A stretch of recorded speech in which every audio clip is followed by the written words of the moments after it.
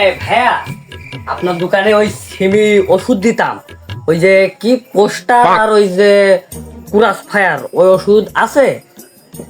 হ্যাঁ ভাইজান, আছে তো, সব ধরনের ওষুধই পাওয়া যায় আমার কাছে। ও তা ওগুলোর দাম কত? আচ্ছা ভাই, আমি একটু দেখে বলছি। এইটা নিলে 350 টাকা রাখা যাবে, আর এই মালটা নিলে আপনার রাখা যাবে 450। ও এত কম? আচ্ছা থাকো তাহলে। শালার ওই পাড়ার কাছেদের ছেলে শূন্য, ও খালি খালি আমার দোকানে আসে। শালা যে কি বিষয়টা জানাতে চাই এটাই বুঝতে পারছি না। শালা এদিন কয়েকবার আসুক, কি বিষয় কি হয় এদিন ও শালা ধরবো।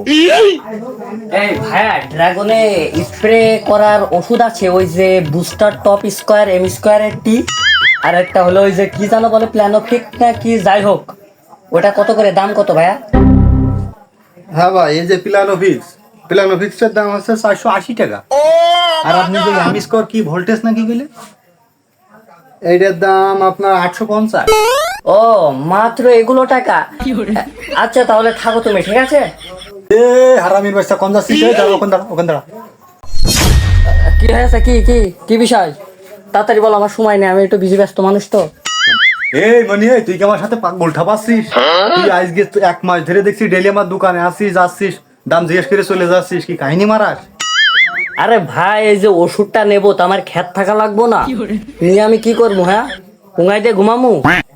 এই তা তুই নিবি না, তা আজ 1 মাস ধরে আমার জ্বালাচ্ছিস, তা কারণটা কি? ওরে পাগল বিটা, শোন আমার, আমি হাঁটতে হাঁটতে যেমনেই যাই, আমার সামনে যেই দোকান পড়ে আমি সেই দোকানের মালামালের দাম জিজ্ঞেস করি।